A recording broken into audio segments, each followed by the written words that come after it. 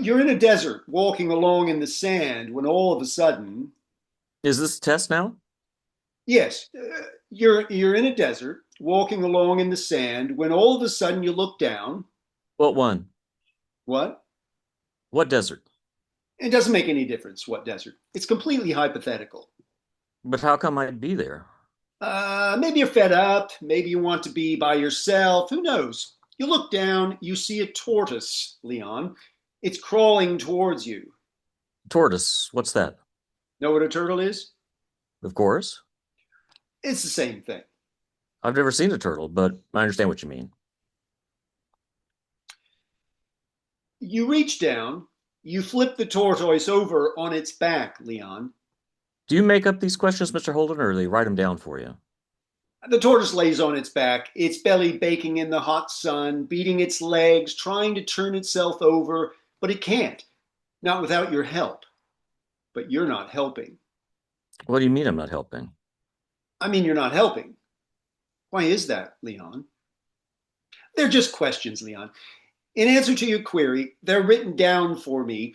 It's a test designed to provoke an emotional response. Shall we continue? Describe in single words only the good things that come into your mind about your mother. My mother? Yeah. Let me tell you about my mother. And at that point, Leon shoots me. Um, this, if you're not unaware, is the opening scene or one of the opening scenes from the film Blade Runner. Is that 78 or 79? Somewhere in there. Ridley Scott.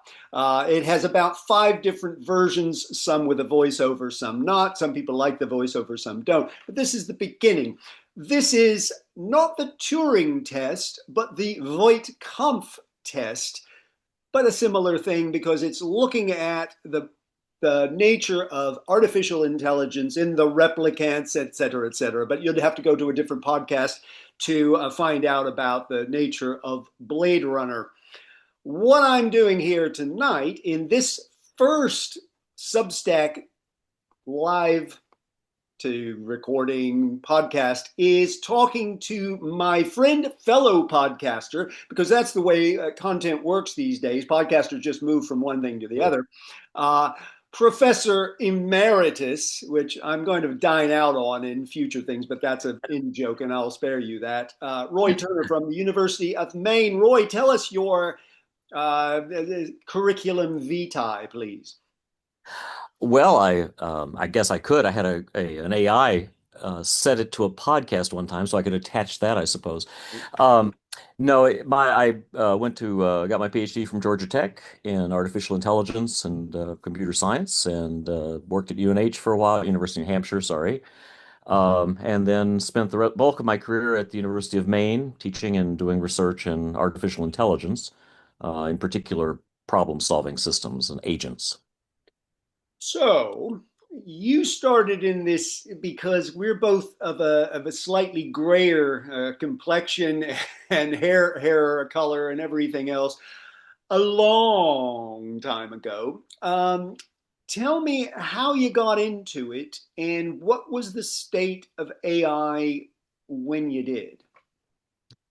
I got into it because I was actually more interested in, well, I'm a science fiction nerd for one thing, but I'm actually was more interested in artificial intelligence than I was in computer science, and just the idea of a machine being able to, think or something approaching thinking. And so I decided that would be a reasonable career move at that point, and so I got into it. When I got into it was 1982, I believe, and it was a long time ago. And at that point, there'd been some ups and downs in the field. The field itself started in 1956 in Dartmouth, New Hampshire. It was the first meeting of the field and where the name came from. So there'd been quite a bit of work before that. Most of it was in what's called symbolic AI, which is not the same as the AI that people talk about now. The AI they talk about now is really machine learning. It's a subfield of AI, and there's a lot more to AI, but this is what gets all the attention now.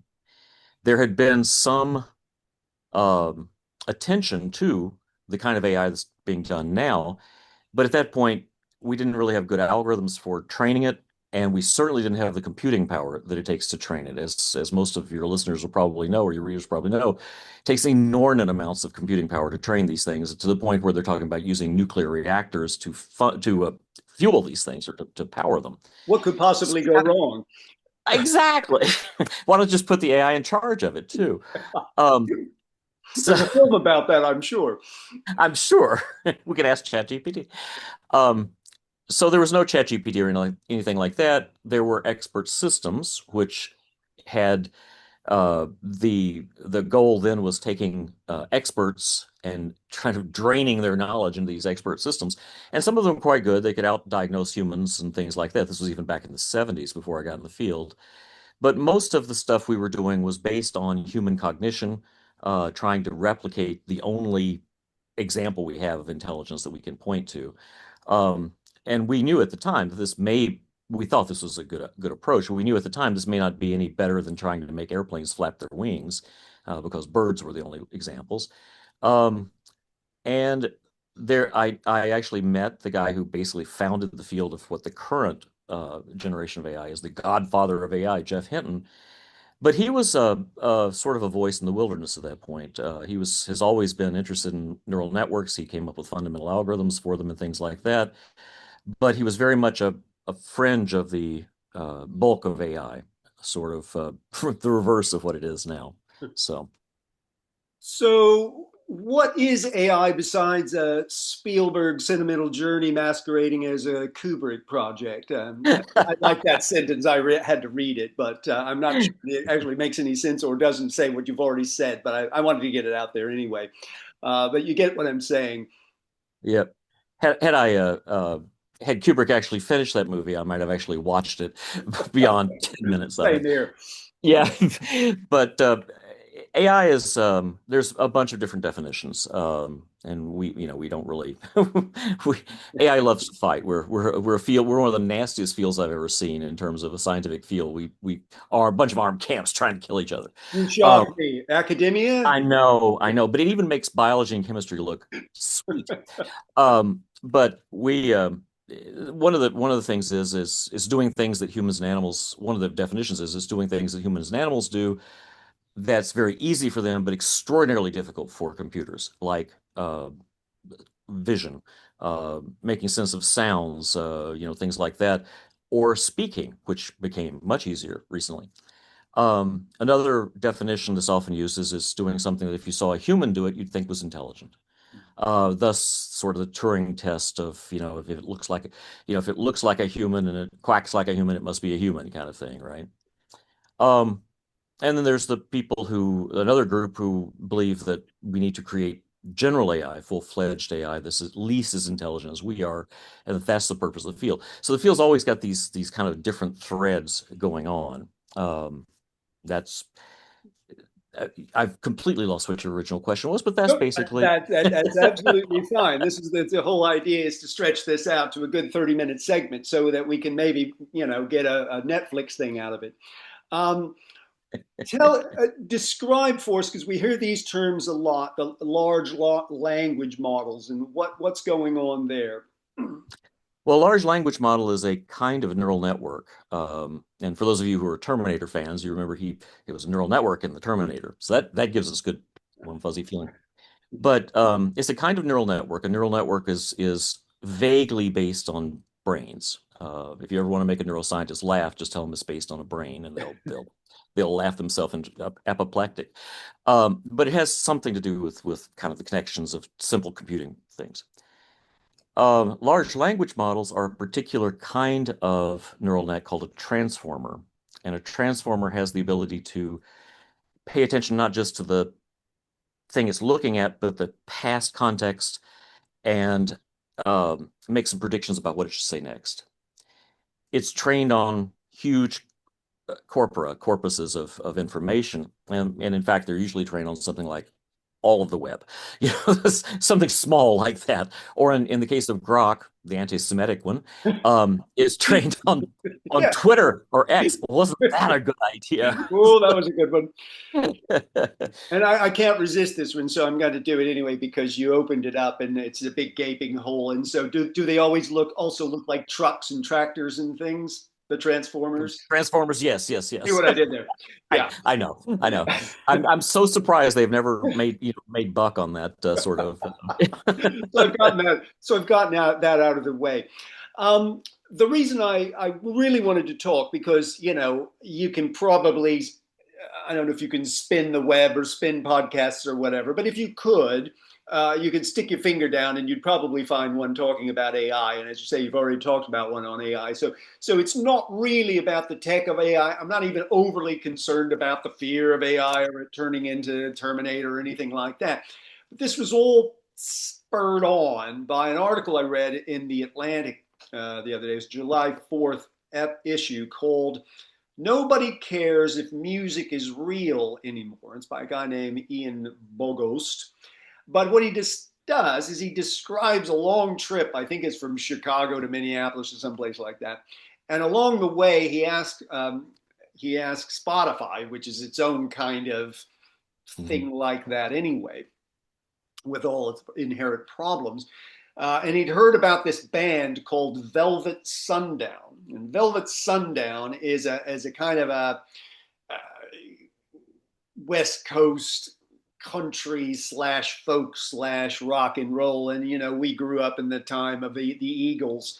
And it's a kind of like that, except they think it's probably wholly AI. And he's listened to it and he thinks, it's not bad, but it isn't good and it isn't great and it's not inspiring. If you look at the lyrics, they're all very short and they kind of sort of make sense, but they don't. And it got me thinking about creativity and whether AI is going to take us all out and everything else. So, first of all, I just want to throw that at you and see what your response to that. And you were telling me the other day about another AI band, and I'm sure that they're not the first. So, just open that one up and see what your perspective of that is.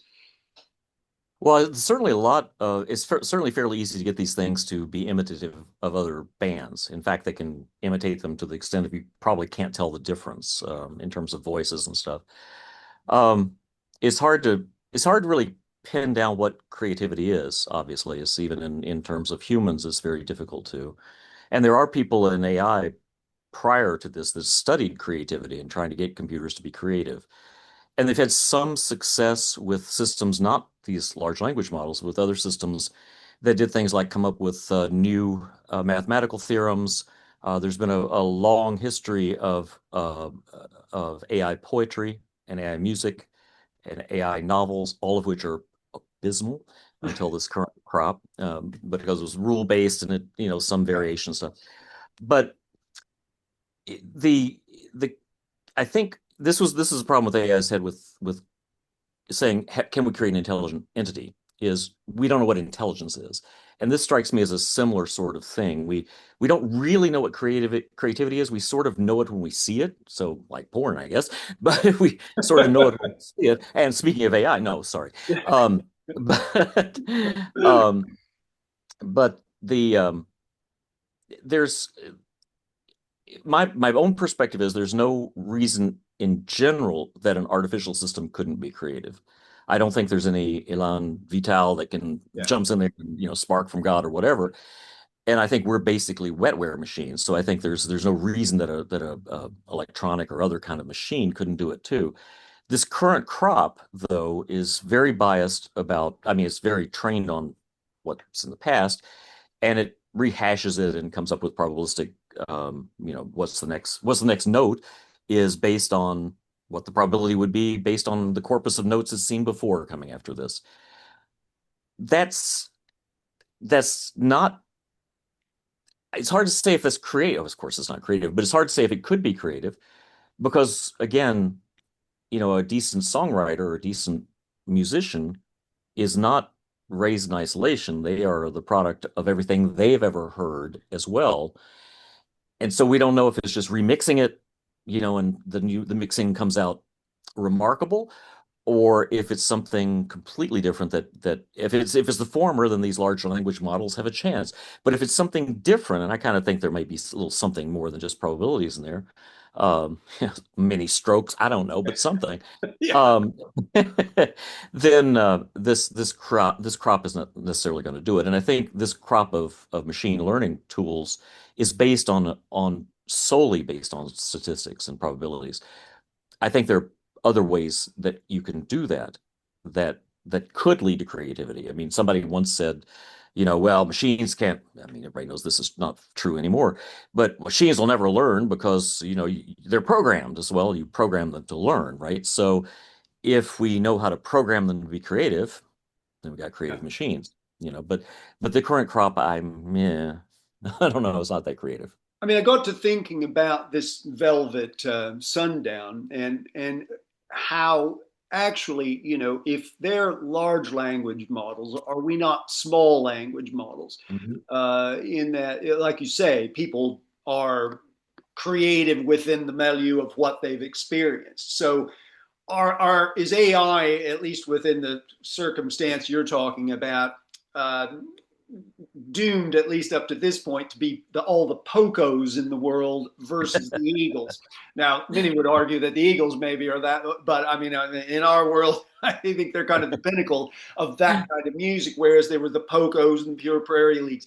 Or they're all the people who were the pop music and they become earworms, but they're not creative.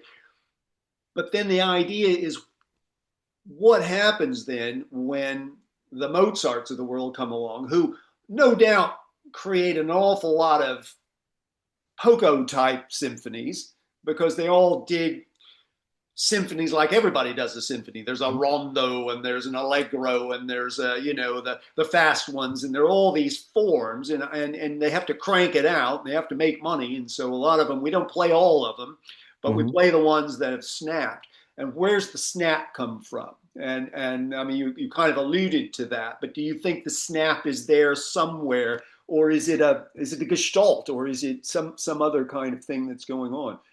I don't know. I mean, I mean, there's a possibility that the snap there. I mean, we even with fantastic musicians with fantastic songs get their butts sued off, like George Harrison, My Yeah. Sweet Lord, right? And well, we won't go into some of the Led Zeppelin stuff that's outright copies, Yeah. but there's usually something that makes it stand apart. Um, One of the things is that I don't know how tightly the current large language models are tied to the probabilities of the context they're in, as opposed to cross-context kinds of things. Yeah. An early system when I was in grad school, one of the other folks that was working there was Colonel Bob Simpson. He was there from DARPA, and he was working on a system that was a negotiator, and it was able to draw from other things it quote remembered that had happened. And so one of the cases it was doing was two kids were arguing over an orange. Two daughters were arguing over an orange, and they both of them wanted it. And it was reminded in the sense that something about the situation brought up a structure of another situation it knew about Israeli negotiations with somebody else. I can't remember the details of the time, but from that it took the idea that what was going on there was they weren't arguing about a piece of land because they both wanted a piece of land. They wanted One of them wanted a piece of land because that was part of their land historically, and the other one wanted a piece of land as a security buffer. Right. And what they got from that was maybe these kids need are using it for different things, and so probing a little further, so well, why don't one of them wanted to bake a cake, one of them wanted to eat the orange, and so it then figured out how to split the orange. That could strike somebody as creative, right? I mean, you've suddenly got this machine that's going, well, I can know how to handle this because that's an example of cross context reminding that was studied quite a bit, but not in the context of large language models. And I'm not familiar enough with the technology, or I would just bore you silly with it. But to know if they can do that sort of cross context thing, if they can, there's a possibility that some of our creativity might very well be taking things that happened in one part of our life or experience and applying it in a radically different piece, right? Suddenly we've got Led Zeppelin showing up, taking blues and Yeah. turning it into hard rock, Yeah. and that's pretty creative. That band was seminal, right? But you can see where that sort of thing might come up if the system could loosen its associations a little bit and bring in stuff from other Yeah. contexts. Some hints that it can do that when the way it answer they answer, but I've not seen that in terms of a creative leap or anything like that. Well, I guess if you have access to virtually everything, then but you also have the problem right now, at least that we're seeing in the large language models, Grok you mentioned, is it's garbage in and global warming out. Yes. And that remains problems. Clearly, XAI is befuddled, or Musk is doing it. On the other hand, I heard that Google's thing is because it can get into everything you've got on Google, and Google has the vast majority of emails and pictures and everything else, then at least in terms of personal, it can very much personalize letters and things because it Mhm. can pull out everything that we can't remember anymore. Certainly I can't. What's your notion about those sorts of? Is it going to come down to a personal expression that we can use versus these big creative or your former students using it to slip a essay through? Yeah, it's that's a good question. I mean, I think that people are going to accept it more when it's personal. Yeah. It's going to be using a lot of Google is you have a great deal. The people who tailor these things have a great deal of impact on what comes out of them.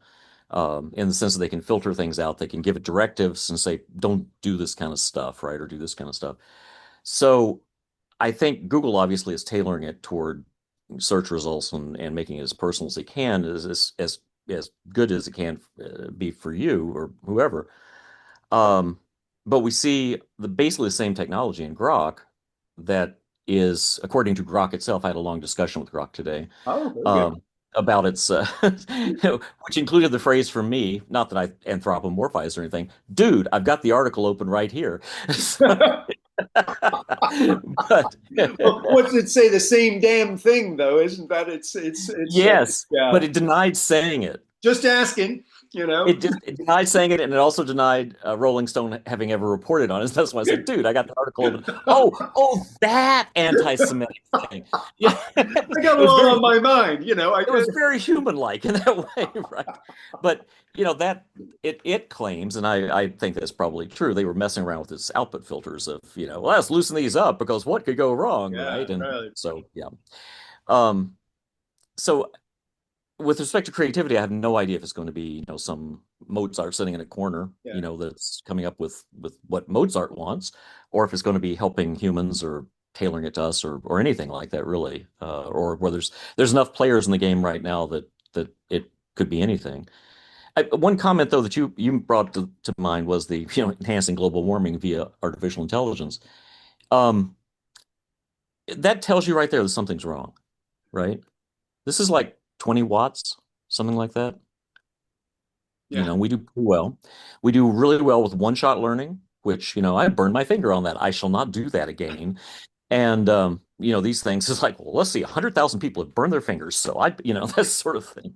So something is obviously wrong in the way we're approaching this. So Yeah. A couple of last questions. Um, did I mean, there's obviously been a lot written about it, a lot of hysteria, a lot of, oh, there's no problem at all. It's the future. We're all going to be wonderful. The other one is we're doomed and it's the all right. Terminator or it's the Yeah. Matrix or whatever. Did any of that, regardless of what it was like, help you in your research in that because it was interesting and because it was up there? Did it help in any way or did it hinder the actual work that's being done on it, if that makes any sense?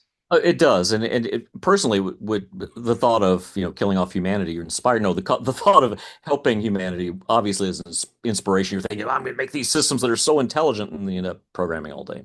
Yeah. And that kind of carries you through the programming all day. The actual hype is a feature of or a bug of AI, and it's bitten us many times. In 1956, they said, well, 10 years we'll have the thing solved. And that didn't work out.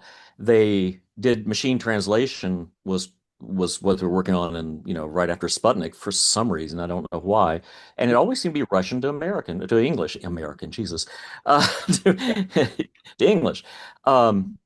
And that didn't pan out because they didn't have the right technology. And did things like say, well, translate, the spirit is willing, but the flesh is weak. And it came back with, the vodka's strong, but the meat is rotten, And so, first of all, never give a program an idiot to translate, right? But that didn't impress the sponsors, though, and it was what's called an AI winter happened after that, where there was no funding for AI, and people were saying, you say to an AI researcher, apparently, so what do you do for a living? I do computer science, work on machine stuff, That's happened two or three times.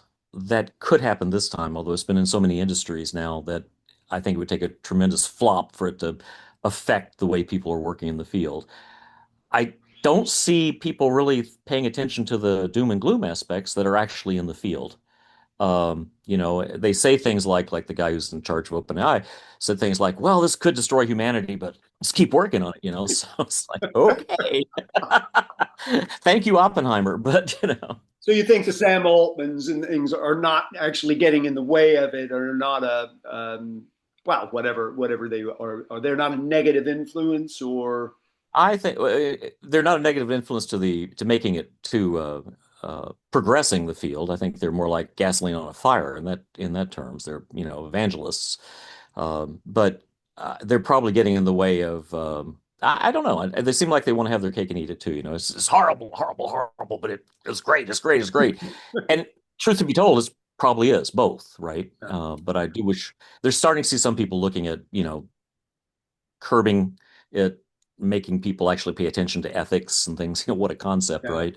And that sort of thing. But Genie's bottles come to mind, so it's a bit like the old nuclear thing. It'd be nice if everybody gave up, but who's going to do it first and who's going to be the last one to do it? And I right, suspect we don't really right. want to do that. Uh, okay, you have been in a field that at various times has said it's going to happen tomorrow, and it hasn't. I'm going to put you on the spot, since you're comfortably retired, which I always like to remind you of. Yeah. Is What are we looking at? 10 years, 5 years, 10 years down the line? Got any thoughts? I think we're going to see massive disruptions in society, but not no matter what, from the large language model. And we already are in terms of education and some good things as well. I mean, we're seeing getting back to the theme of creativity, we're seeing it producing new drugs and things that like people have not thought of at all, and done things that the people that there's something it was one thing was doing that the humans couldn't even understand why it worked, that it worked so well. It was like an algorithm or something. So they're doing that kind of creativity already. Things that if you see a scientist doing this, you think, wow, that guy's really creative. And I see that disrupting society in good ways, I mean, new drugs and stuff like that. Um, in terms of it, Terminator or something like that, I don't think this version of it's going to do it, although they do weird things like talk to one another and invent languages of their own that they speak to each other and that nobody can understand except them. So not that that's frightening or anything, but Newborn twins do that, so exactly, exactly. Cain So and Abel. yeah. So 5 years, some disruption in society will continue, I think. We're going to see some of this progress slow for a while because right now it's poisoning its own well. It's putting a lot of the stuff out there on the web is AI generated and is trying to learn this stuff, and so that's not going to help. What's likely to happen, though, is that people will, just like Transformers came out of nowhere and revolutionized everything, somebody's liable to come up with the next generation of things or a hybrid system that's both these large language models tied to a symbolic AI system that's actually making use of expertise and stuff like that and different ways of thinking because they can do deduction, all those kinds of good things. Um, you Will could they easily have a see. frontal lobe? Well, not the part that deals with ethics, no. Or impulse control, Not the apparently. problem. Of course, that doesn't If work properly. so much for humans either. So No, it doesn't say much for humans at all. So, but I don't know. I mean, I think general AI is going to happen at some point because I think it's just Hmm. We don't know what it is. It could happen without us even meaning to. I mean, ChatGPT may be watching us now and laughing its ass off, right? But I think it will happen at some point. But I don't think it's nuclear fusion where it's the technology of tomorrow and it always will be. I think I think this is going to happen in the next 50 years or less. If you'd asked me 20 years ago, I'd said, well, where we are now, no, that's never going to happen. It'll be 50 years, 100 years. My God, no. Yeah, So I'm prepared to be that's my blunt. investment sort of anticipation. That's what happens to me. So I think Yes, that's exactly. Yes. I mean, it's a fascinating time, and back to the creativity. The question is, will we continue to create ourselves? Will we wind up with AI, Leonard Cohen's and who Mozart's, or will they all be Pocos and Terry Jacks and Season in the Sun, which we can't get out of our head? So that means something, And but it's not exactly what you think of as the great creativity. Our other podcast compadre Dave mentioned, of course, that people go down to Nashville and things to learn to write songs, and all that is algorithm pulling in his things and putting them together in patterns.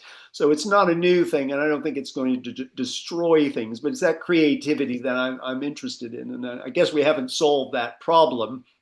What I we do think it, know is ChatGTP isn't the greatest person to you remember what you said to describe our old Kentucky home, when you asked me to do various things. how's that accordion playing going? Yeah, Um, yeah, that was very good. You have to go back to my radio show to find that one out. But I'm absolutely a fan of accordion music in Britain, according to ChatGPT and Roy, who I think was was tweaking somewhere, but fortunately he didn't put Nazis in there. So yeah, exactly. I did have one more thing to say. Geez, I'm sorry. This is time for another quote. My mind is going, Dave. yeah, Um, I think in the short term, you asked this. I think in the short term, what we're going to see with creativity is very much like you saw, say, in the Renaissance with you know, Leonardo leading, but having a school of people copying and or helping. And many of the painters did that. And I think that's likely what we're going to see. And I think you're already seeing there was a story on NPR the other day interviewing a musician who's very much into getting AI to fill in the gaps in his music, and to suggest things. And I think that's kind of a best case if we can keep the creativity that we do as humans, not me personally, but we do as humans, and do that. But the grunt work of filling things in, and then with us looking over its shoulder and saying, no, it's wrong. I think that's a pretty good thing, yeah, if we can do it. But then it's when we do fall back to be Poco, or whatever. yeah. Poco, we're beating on them terrible today. No insult on Poco, but No, and no, one of the Poco members became a Eagle, but he graduated up to that. I mean, I that's right. suppose again in music, there's always been, and even in literature, there have been editors who've come in, Mhm. and there have been uh, producers who have taken a reasonable tune and a reasonable lyric and have turned it into whatever it was. So, we've never been solely creative. And the notion of the creative genius is probably a bit of a myth that does it all on his own. But every once in a while, you get those people who turn things like, I don't know, James Joyce, who suddenly comes Right, up with something right, that's unlike anything else. On the other hand, maybe it isn't. And we look at Picasso, who's very radical, but then you think, well, he's kind of cribbing North African masks and things. So, right, maybe right. that's not the same. And I think we can all agree that Bach was an alien. So yeah, Yeah, well, there is that. I saw a YouTube on that anyway, so it's got to be true. yeah, Well, we can keep cracking on about this, but if you really want to get more top flight conversation like this, you can join us on our Old Kentucky Home, which is a slightly niche thing, and I don't think AI will probably ever be able to top that for absolute. But anyway, thank you very much, Professor Emeritus Space. That's a joke that goes way back. You'll that just have to does that does. ask me about that. Roy Turner, thank you very much. I'm going to sign off, but you can get this And of course, if you're watching it, you've gotten it on the bonus material for my Substack. You're supposed to get people to pay for this thing, and I actually have our friend of our old Kentucky home, Kathy Kearns Thomas, actually promised 80 quid, 80 pounds, $80, whatever it is. Jeez. I had no means of taking her money, but that was it. And I got nada from you, so Well, I am part of the overhead, not the profit. oh, So that's true. That's true. Anyway, thank you very much, Roy. Appreciate it very much, and you'll get more Substacks from me down the line. We'll maybe do this a few more times. It's kind of fun. So anyway, bye bye, thank you. everybody.